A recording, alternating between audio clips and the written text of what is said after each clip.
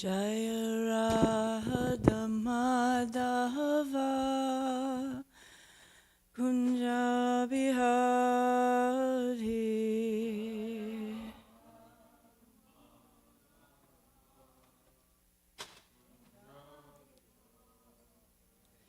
Jaya Radha Madhava Kunja Bihari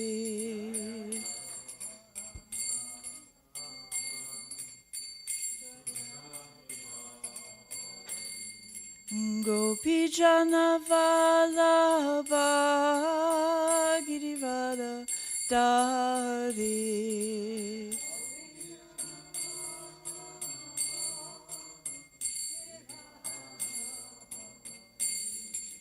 Gopi Jana Vallabha Girivara Dari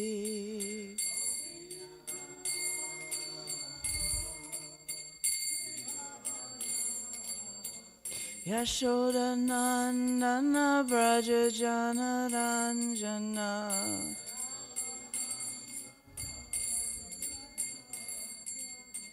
Yashoda Nandana Braja Jana Ranjana Yashoda Nandana Yamuna Tira Vanachari Yamuna Tira Yamuna Tira Vanachari Yamuna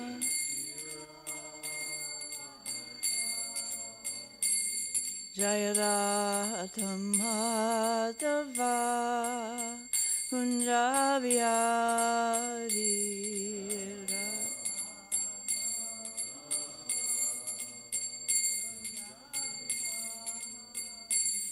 Jaya Radha Madhava Kunja Bihari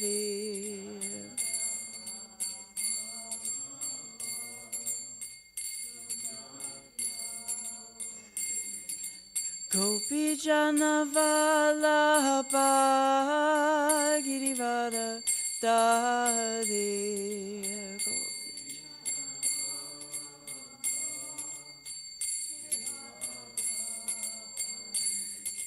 Gopi Jana Vallabha Girivara Dari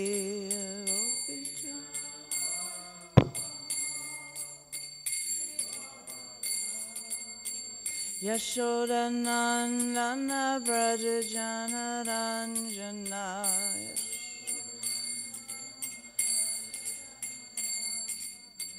Yashoda Nandana Braja Jana Ranjana Yashoda Nandana Yamuna Tira Vanachari Yamuna Tira Vanachari Yamuna Tira Vanachari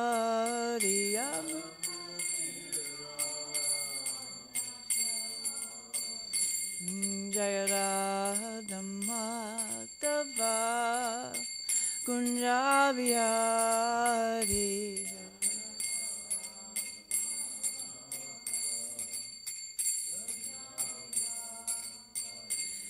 Jaya Radha Madhava Kunja Bihari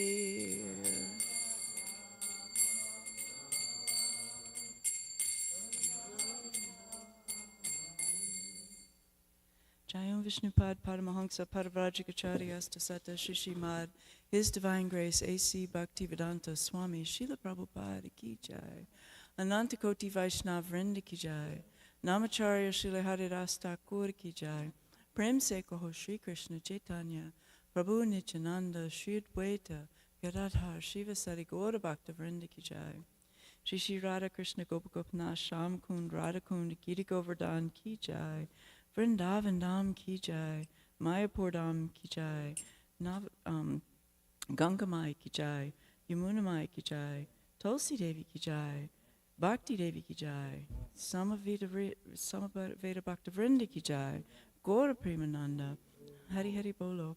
All glories to the assembled devotees, Hare Krishna. All glories to the assembled devotees, Hare Krishna. All glories to the assembled devotees, Hare Krishna. All glories to Shishi, Guru and Gauranga and His Divine Grace. Srila Prabhupada ki jai.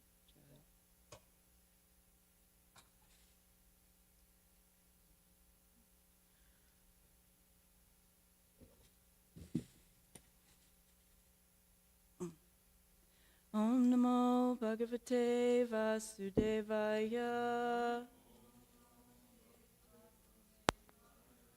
Om Namo Bhagavate Vasudevaya. Om Namo Bhagavate Vasudevaya.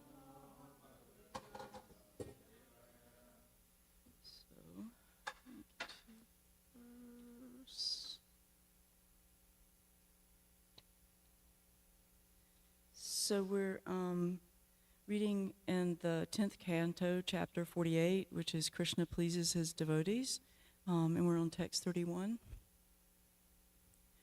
Na yam mayani tirtani na deva mrichila mayaha te punanti Urukalena Darshanad Eva Sadavaha Nahyammayani Tirtani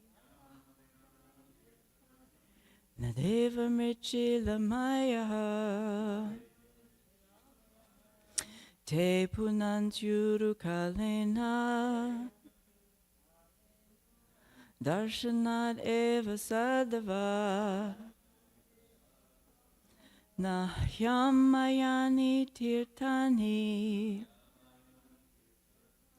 Nadeva mrichilamaya Te punantyurukalena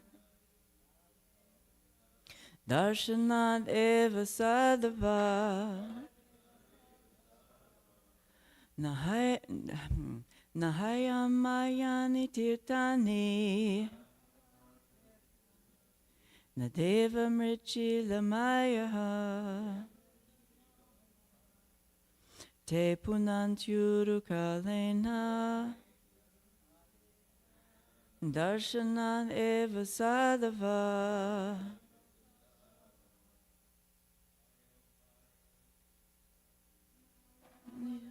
Tirtani.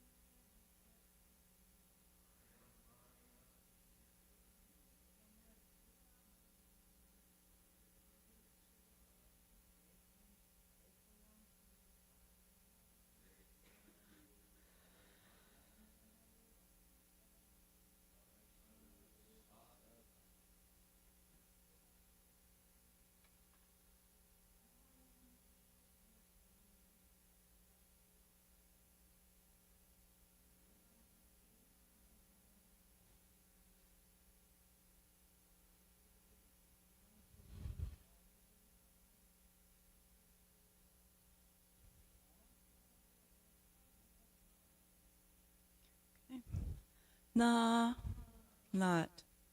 He, indeed. Apmayani, made of water. Tirtani, holy places. Na, such is not the case. Devaha, deities. Mrit, of earth. Shila, and stone. Mayaha, made. Te, they. Punanti, purify. Urukalena, after a long time. Darshanat, by being seen. Eva, only. Sadava, saints. So, translation. No one can deny that there are holy places with sacred rivers, or that the demigods appear in deity forms made of earth and stone. But these purify the soul only after a long time, whereas saintly persons purify just by being seen. So, Om Gana Timiranda Shagana Janashlakya Chakshurin Militam Yena Tasmash Namaha. Uh-oh. I think I just turned it off. So I'm going to read the purports of the acharyas really quickly. Oh yeah, sure, thank you, sorry. So we can repeat the translation. Thank you, Rudrani. No one can deny that there are holy places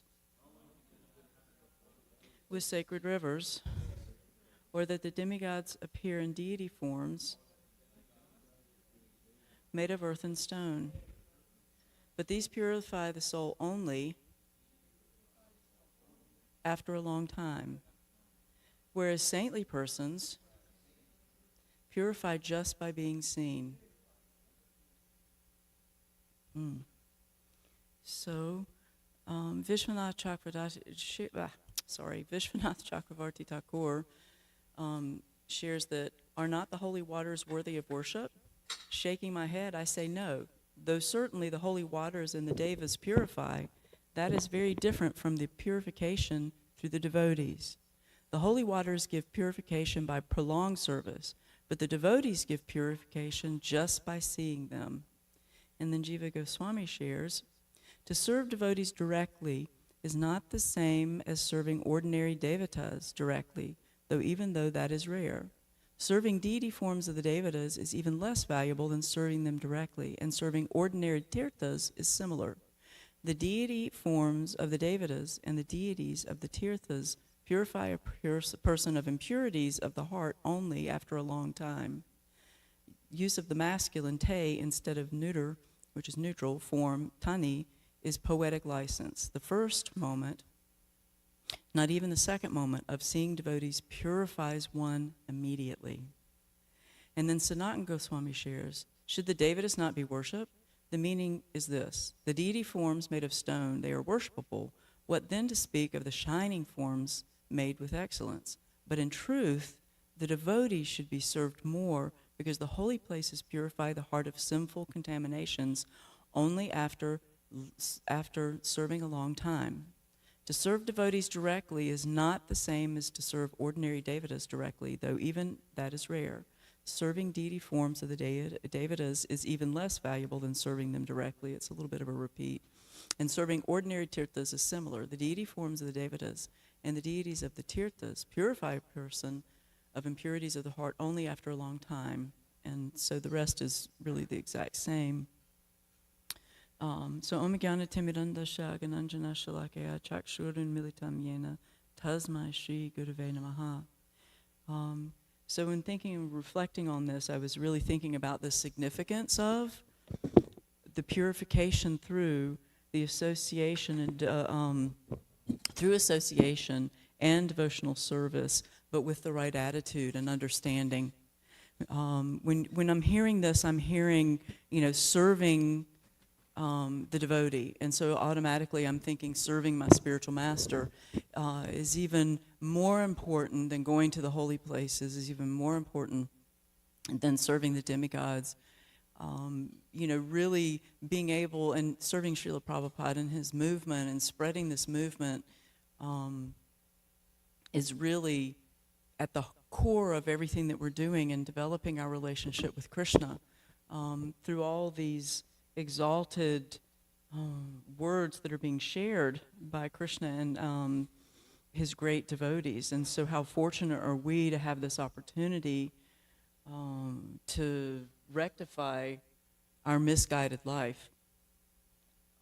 And so one of the first things that came to mind was Bhagavad Gita, and it actually turns out in looking through this that there's a verse very specifically that's quoted many times within the Srimad Bhagavatam, and I've heard my spiritual master talk about it, And it's, interestingly enough, it's 10:84:13, and today's verse is 10:48:31. So it's kind of a reflection of today's verse. It mirrors that. And I think we can find that in everything that we do in devotional service is always connected. You know, there's all these little synchronicities. There's moments of reciprocation and, you know, everything from Krishna showing us how everything has a meaning behind it, right? And the verse is, Yasyatma buddhi kunape tridatuke swadikaladra dishu bauma ijadihi yatirta buddhi salilena karhichij janeshva bigeshu saeva gokaraha. A human being who identifies this body made of three elements with himself, who considers the byproducts of the body to be his kinsman, and who consider the land of birth worshipable, and who goes to the place of pilgrimage simply to take a bath rather than to meet men of transcendental knowledge there, is to be considered like an ass or a cow. So it's really understanding why we're going to the holy places. It's not just to go to the holy places and do it ritualistically, but it's actually to gain knowledge and more knowledge about our relationship with Krishna. And so in the previous verse, and so again, this is for me, this whole attitude adjustment that Krishna consciousness provides with us, and understanding that it's not meant to be nirmagraha or ritualistic activities, but we're you know, to give our heart, mind, body, and soul, you know, and thus shift these three enemies of the body. And it's really interesting in this purport in the very beginning, Prabhupada talks about this, and it was, for me, it was like a wonderful analogy because I'm a very visual person. So when I get these visual moments, for me, it enlivens me a lot to hear these things and almost kind of see it. I don't know if you'd call it humorous, but anyway, I'll go on with the purport of this particular verses. The enemy has captured different strategic positions in the body of the conditioned soul, and therefore Lord Krishna is giving hints of those places so that one who wants to conquer the enemy may know where he can be found. And I'm thinking, you know, in the context of the Bhagavad Gita, they're on this battlefield, you know, and we're on this battlefield of the material world and trying to figure out how to conquer our senses and all these things. And so here Prabhupada's sharing that the enemy's in these strategic positions, you know, and he's captured parts of our body. And for me, it was just like this aha moment, you know, it was like we've, I'm so sorry, it's 340 in the Bhagavad Gita. And so here we have, you know, our body's been captured, all these different places in our body have been captured, but in these strategic positions, but we've got Krishna, like Arjuna, on our side. We've got Prabhupada and our spiritual master on our side. And so, you know, Lord Krishna gives us the hints as to exactly where the enemy is. And if you're on the battlefield, you know, it's hard to know or have countermeasures relative to, you know, the enemy and what they're actually going to do and how you're going to counterattack. But we've got Krishna on our side who can tell us exactly where the enemy is and exactly how we can conquer them. And how, you know, benevolent and beneficial is that, to know exactly where he is and where they're strategically placed and how we can counteract that. You know, we're just so fortunate. And I was thinking, for me, it was just like, oh, this is so great, you know, to have that kind of backup. Because being on the battlefield is not an easy thing. You know, you're constantly barraged and on guard, you know, with all these things. But to know where it is and to be able to pinpoint it and go in and, you know, with the attack, with perfect strategies of developing our intelligence, following the instructions of the spiritual master, and know why we're doing things. In other words, you know, going to the holy places and all these tirthas is valuable, absolutely, but know why you're doing it, not just doing it because, you know, it's what you do. You're going there for purification, you're going there to gain knowledge, and you're going there to have spiritual enlivenment and hear from specifically hear from these great transcendentalists and pure devotees, so that we can purify ourselves and utilize these things to the highest level. Mind is the center of all the activities of the senses, and thus when we hear about the sense objects, the mind generally becomes a reservoir of all ideas of sense gratification. So think about this too, is that, the mind is the center of the activities of the senses, and thus when we hear about these, the mind generally becomes a reservoir of all ideas of sense gratification, instead of a reservoir. Our body, becomes a reservoir of material enjoyment and sense objects, because the mind is going around going, oh yes, oh yes, oh yes, oh yes, please, that works, instead of a reservoir of all the pleasure of serving Krishna, right? So here, Prabhupada in his purport is laying out a map according to Krishna's instructions of exactly what's going on and strategically what to do to conquer these enemies, right? To understand that the mind is trying to put materialism and, materialistic desires and attachments at the center of our life and contaminate and, blur our vision materially, so that all we see is how we can acquire materially. And so, working to understand how to actually shift that, right? So, and as a result, the mind and the senses become the repositories of lust, and lust can never be fed, so it's this continual hunger that goes on. Next, the intelligent department becomes the capital of such. It's so funny to me just to think of this, like he's, situating it like a map. So lust and, the intelligence becomes the department capital of such lustful propensities. Intelligence is the immediate next door neighbor of the spirit soul. Lusty intelligence influences the spirit soul to acquire the false ego and identify with matter, and thus with the mind and the senses. The spirit soul becomes addicted to enjoying the material senses and mistakes it for true happiness. This false identification of the spirit soul is very nicely explained, which is the verse we just read in the very beginning, that when we identify with this body made of the three elements, the mind, intelligence, and false ego, then we consider this body to be the all in all, and we consider this place where we're born, to be worshipable, and then we go to the place of pilgrimage without any intelligence and thinking that, we'll be purified just by taking a bath, versus taking the instructions of the spiritual master or these great devotees, then we're actually no different than an animal. I mean, that's really what it comes down to, is that we're no more than an animal. And so it's really important to understand that what takes us out of animal life is gaining this intelligence. And then the verse before this, 39, is a really wonderful verse too, as well, that kind of, Prabhupada in his purport, he's just so brilliant with everything that he does and everything that he says.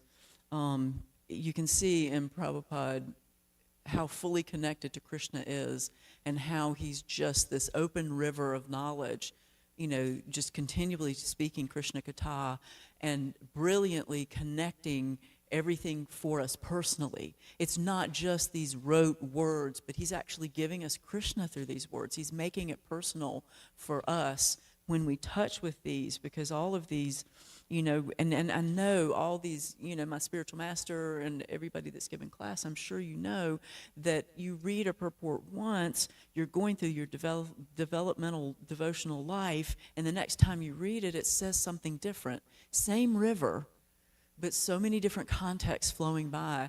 And if we just step into that devotional river and we really, attentively think about why we're going into that river and absorb all of that knowledge that's coming, there's so much purification that happens, and then our heart, starts to, and the soul, which the intelligence and the mind all start working for the purpose of opening our heart and connecting us to Krishna, and then our soul can really actually turn out to take its position as who it really is and who it's supposed to be, as a servant of the servant of the servant. right? And this humbleness that comes with that, so that we can actually hear. I was thinking about that too as I was preparing last night, is that if we don't have humility, the avenue, because of our false ego, because of all these misunderstandings, misguided, intelligence, you know, the heart becomes covered, and the intelligence becomes covered, and therefore the soul cannot fully express itself. But as we get washed in this intelligence of Krishna consciousness, it washes away these layers, and it can expose himself to purely express itself. So, it's up to us to take this responsibility to actually remove all these barriers so that we can actually hear.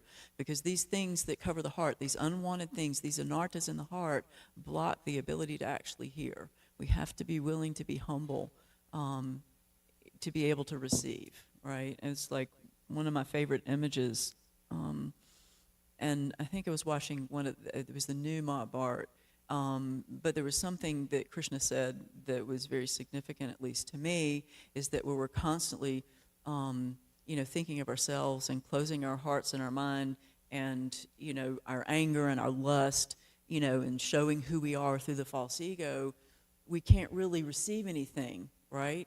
But once we open up and we become humble, then we can receive the holy waters, and then we can place those on their head, and then we can return it with respect. All of that requires that openness and that humility, of understanding that we're really the servant of the servant of the servant. Otherwise we can't hear anything. We can't accept anything within the heart. So this 39 in text, in the Bhagavad Gita 3:39, thus the wise living entity's pure consciousness becomes covered by his eternal enemy in the form of lust, which is never satisfied and burns like fire. It is said in the Manusmriti that lust cannot be satisfied by any amount of sense enjoyment, just as fire is never extinguished by a constant supply of fuel. In the material world, the center of all activities is sex, and thus this material world is called Maitunya Agara, or the shackles of sex life.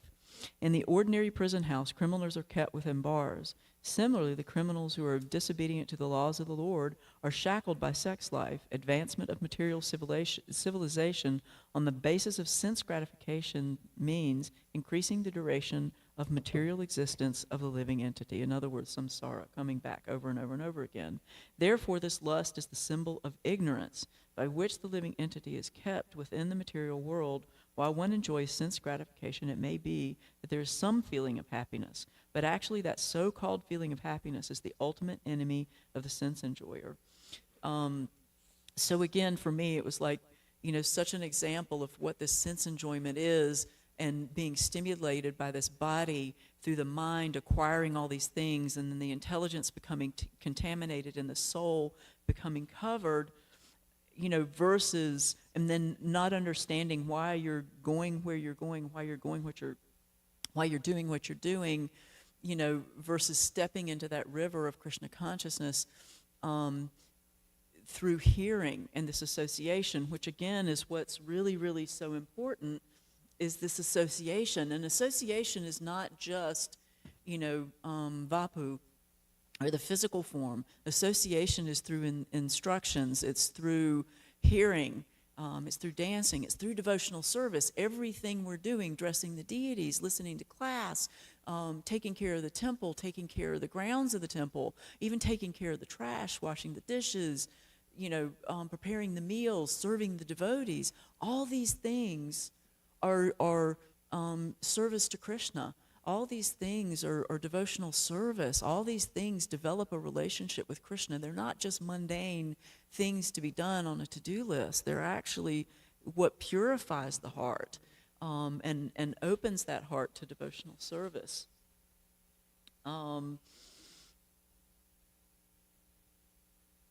So I wanted to go back to, and because this is what stuck out to me in that original, I was drawn to the Bhagavad Gita, but then of course it recognized or talked about this verse, and I wanted to go into those two, which is Srimad Bhagavatam 10:84-13, but I also wanted to read 12 because for me it very much connected with what was being reflected in the following verse. So text 12 says about the demigods, and again, it's something my spiritual master has talked about many times, of going to, not that we degrade any form of worship, but, going to a lot of centers and them not really understanding who God is. And so not really understanding where our energy, our mind, our heart, our intelligence should be devoted to, and why. So neither the demigods controlling fire, the sun, the moon, and the stars, nor those in charge of earth, water, ether, air, speech, and mind actually remove the sins from the worshipers, who continue to see in terms of dualities. So think about that, is that in worshiping the demigods and worshiping these material things, or those in charge of these material things, we're not actually able to discern dualities. We're left in, lack of Krishna consciousness, and seeing things through material eyes. But wise sages destroy one's sin when respectfully served for even a few moments. So in other words, where to direct our devotional service and our energy and not misdirect it. An immature devotee of the Supreme Lord may accept only the deity of the Lord as divine and see everything else as material, which is, again, seeing Krishna only in the deity form in the temple, but not seeing everything is connected to him, which is also another verse that's really significant. And again, all of this to understand who Krishna is and how everything is totally related to him, right? My spiritual master talks about this. It's one of his favorite verses. For one who sees me everywhere and sees everything in me, I am lost, nor is he. I am never lost, nor is he ever lost to me. That's Bhagavad Gita 6:30. So that's the point. It's like, it's not just about, and many people that worship the demigods or have misplaced worship are doing it for some personal benefit. And it takes a lot of courage to take up Krishna consciousness and try to learn how to serve somebody else before yourself. Not that you don't take care of yourself, not that you're not valuable, and not that you're, hold no value, but, going from this material consciousness of how can I get everything to serve me personally, what can I attain through, materialism, versus how can I please Krishna. And so it takes a lot of courage to do that, because, we're so geared from the time we're born to be the focus and to have everything centered on ourselves, versus shifting that to giving everything we have to Krishna, right? And giving everything we have to serving, the devotees, especially Srila Prabhupada and his movement. So really important point. So even the Lord's confidential servant. So nonetheless, because he recognizes Lord Vishnu's supreme position, such a devotee is better situated than materialistic worshippers of the demigods, and he thus deserves a degree of respect. Association with, and this is really significant, this last paragraph, association with advanced sages, either directly or by hearing their instructions, is recommended in this verse for one who wishes to advance beyond the lowest stages of devotional service. A neophyte devotee may be free from the more obvious sins of violence against innocent creatures and against his own body and mind, but until he becomes very advanced on the devotional path, he must always contend with the subtler contaminations of false pride, disrespect toward respectable Vaishnavas, and lack of compassion for suffering Krishnas.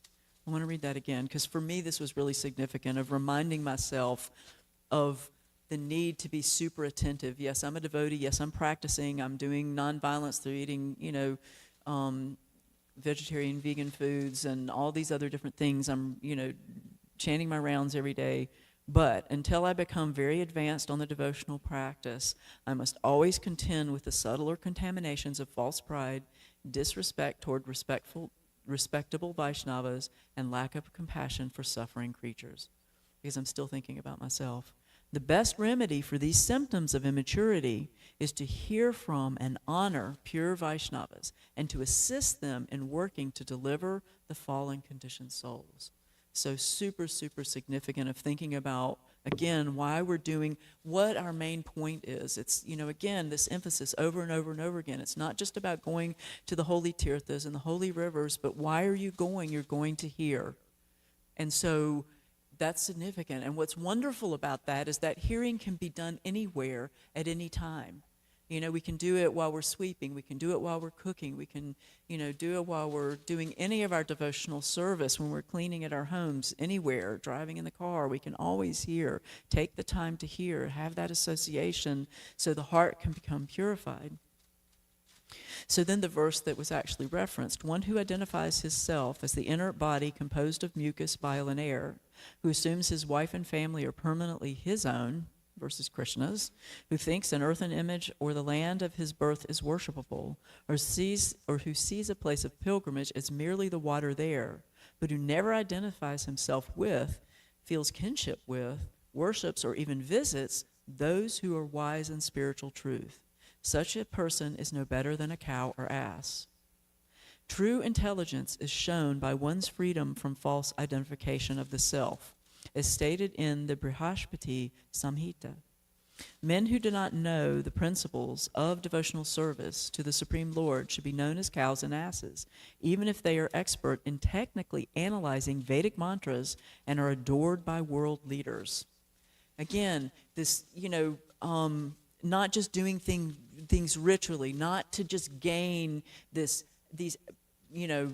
accolades of, prophet adoration, distinction, of like how many verses can I memorize, and how can I show how advanced I am Krishna conscious, not Krishna conscious. Well, yeah, I mean, that's, one of the downfalls can be, getting praise and then taking it to heart. It's not about being adored and getting prophet adoration and distinction, even if you can't memorize the verse. It's really your consciousness. It's your attitude. It's your underlying attitude of why you're doing what you're doing, and really understanding that. So an imperfect Vaishnava advancing toward the second-class platform identifies himself with the sages who have established the true spiritual path, even while he still may have some inferior material attachments to body, family, and so on. So understanding that even though you're trying, you know why you're trying, and you're not, doing these things, you're being attentive. I was also thinking about this in regard to this of the 10 offenses. The 11th offense is basically inattentiveness, because that's the root cause of all the other offenses, is being inattentive.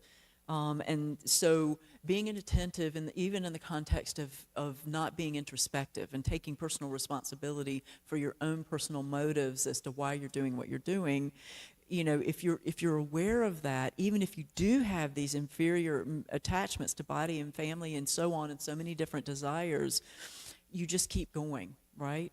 And so such a devotee, because this is, and we are in, do I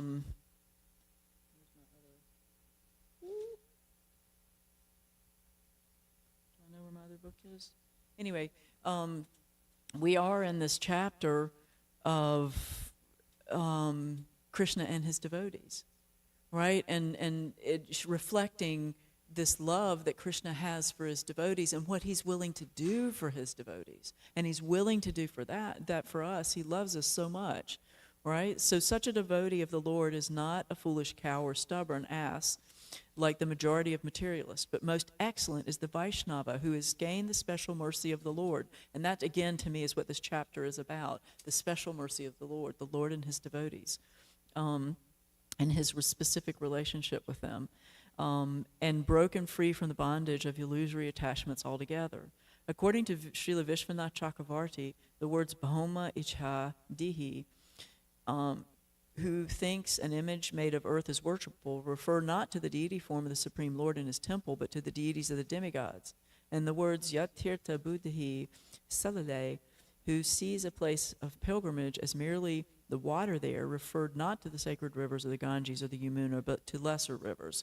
So in other words, not having revision of what. So obviously those sacred rivers, Ganges and Yamuna, can contribute so much to our devotional life, and we should consider them extremely, sacred, but, just truly understanding the inherent value of everything and seeing with clear vision. And that's why we have all these wonderful examples, in the Srimad Bhagavatam, and understanding I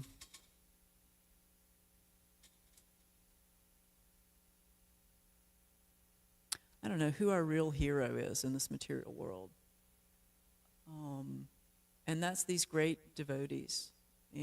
For me, it's my spiritual master, and Srila Prabhupada and the devotees that I have association with, and the acharyas. I was thinking about the acharyas and all these wonderful devotees that are our heroes and our examples of giving us just, unlimited amount of information to help us heal, right? Because we're so contaminated with this material consciousness that we're sick. We're sick. We're materially sick.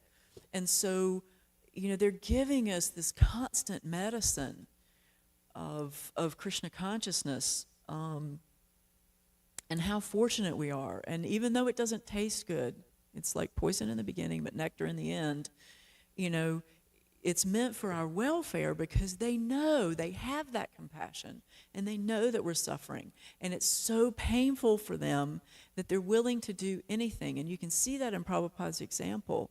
He was willing to go, he came over on the Jaladuta, which is not a cruise ship, and he wasn't exactly in, comfortable situation. He suffered 2 heart attacks, made it here, went, to Boston, then Pennsylvania, and then down to New York on the Lower East Side, and in the most abominable conditions, but because of his relationship with his spiritual master, following that instruction from his spiritual master, his sacred soul purpose in life, he carried this movement, and look at it now. It's not just in New York. It's not just in San Francisco. It's practically in every state, in every country, all around the world. He sacrificed so much. We have that. And he did that so that everybody could be connected to Krishna, and to see everything connected to Krishna, to connect everyone and have everything connected to Krishna, so that they can see and connect everything to Krishna. And so I was thinking that, it's... there's so much distance between the soul and Krishna when we're so contaminated by the material world. And, it's up to us to take that step towards Krishna, because the degree to which we're connected to Krishna, the greater our ability will be to overcome all these material, because we can't do it by ourselves. The weight of this material of Maya is so heavy. You cannot go against it. There's no way. You cannot do it yourself. The only thing and the only way that you can do it is by being connected to Krishna, because he's the strength of the strong. He's the one who gives us our intelligence. He's the one who gives us everything. He gives us our ability. He gives us our gifts. He gives us our intelligence.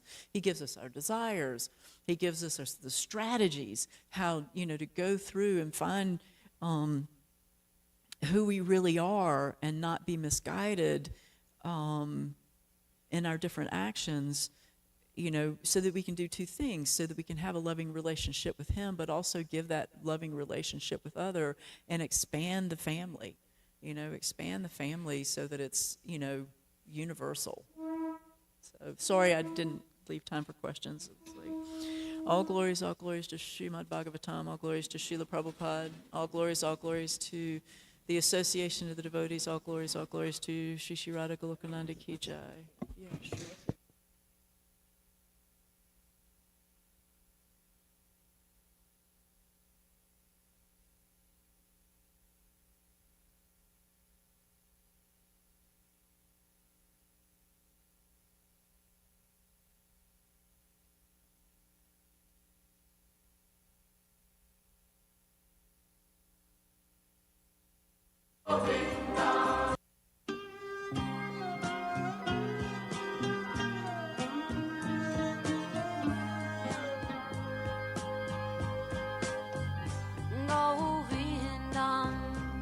Adipurusham Tamaham Bhajami Govindam Adipurusham Tamaham Bhajami Govindam Adipurusham Tamaham Bhajami Enam Kanvandam Maravindadalaya Taksham Varhavatam Samasitam Buddha Sundarangam Kandar Bhagom Vidamaniya Vishesha Shobham Govindam Adipurusham Tamaham Bhajami Govindam Adipurusham Tamaham Bhajami Govindam Adipurusham Tamaham Bhajami Angani Asa Sakalen Priya Priti Manti Vasyanti Panti Kayanti Chiram Naganti Ananda Chinmaya Sadhu Jala Vigrahasya Govindam Adipurusham Tamaham Bhajami Govindam Adipurusham Tamaham Bhajami Govindam Adipurusham Tamaham Bhajami Govindam Adipurusham Tamaham Bhajami Govindam Adipurusham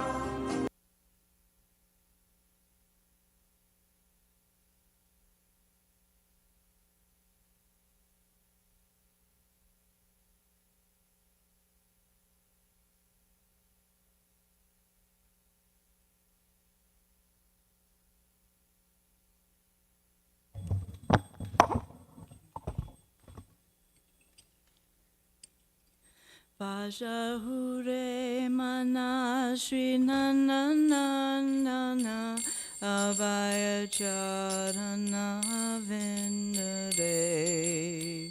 Vajahure mana shri nananana abhaya charana vindare. Dulabha manava Janama Sazange Dulabha Janama Sazange Dulabha Manava Janama Sazange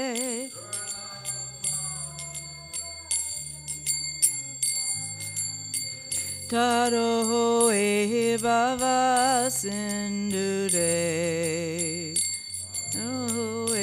Bava Sindure Sita Tapa Bata Barishana Edina Jamini Jagide Sita Atava Bata Barishana Adina Jamini Jagide Vipali seveno kripana durjana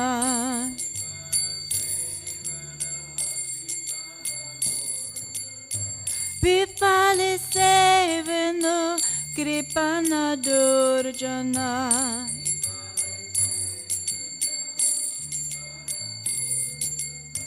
Chapala sukala lagide Sugalaba lagide He dina yaubana putra parijana ite ki ache parate tere. He dana yaubana putra parijana ite ki ache parati tere. Kamala dala jala jivana talamala.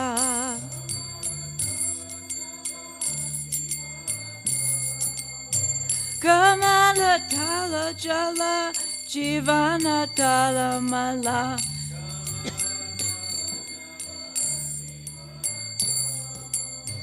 Bajahu hari padani dire.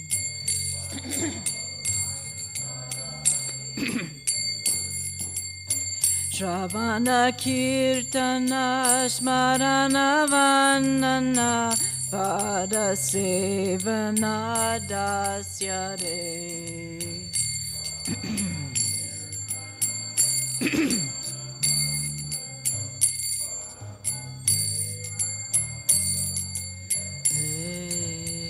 Pujana saki jana janatmana vedana. Pujani saki jana admani vedana. Pujana saki jana admani vedana.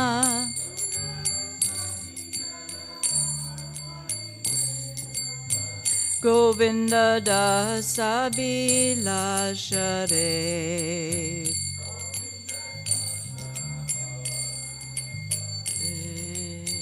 Bajahure mana Shri Nanda Nandana Abhaya Charanara Vindure.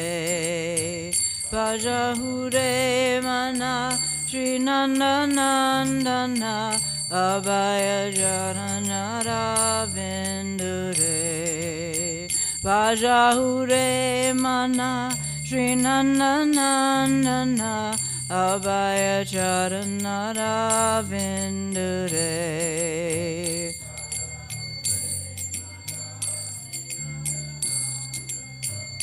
Abhaya Charanara Vindure.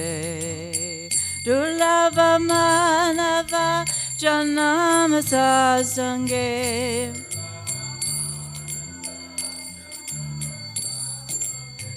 Durlava Manava Janama Sasange.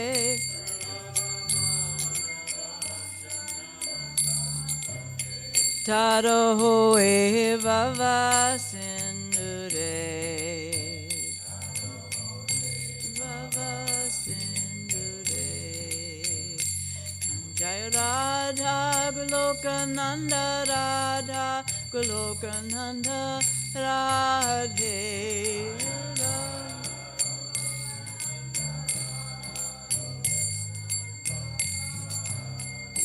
Jaya Radha Goloka Nanda Radha Goloka Nanda Radhe.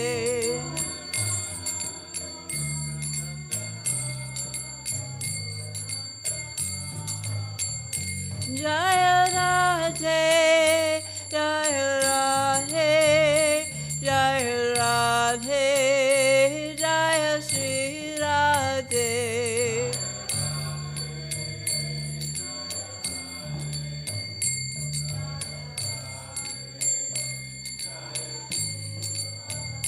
Jaya Radhe, Jaya Radhe, Jaya Radhe, Jaya Shri Radhe.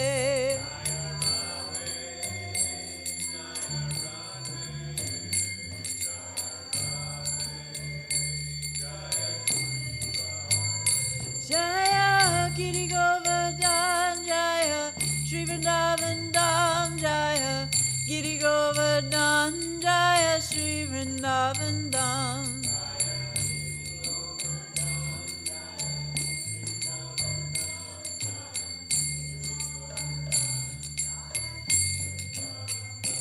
Jaya Jaya Prabhupada, Prabhupada, Prabhupada, Jaya Jaya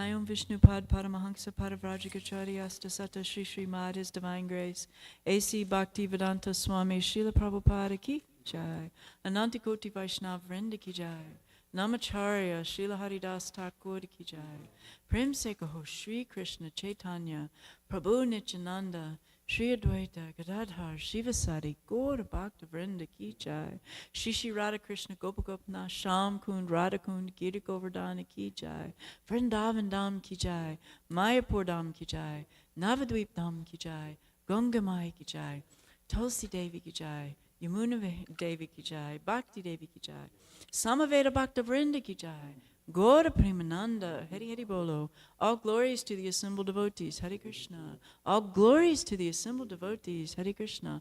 All glories to the assembled devotees, Hare Krishna. All glories to Shri Shri Guru and Gauranga and His Divine Grace, Srila Prabhupada Ki Jai.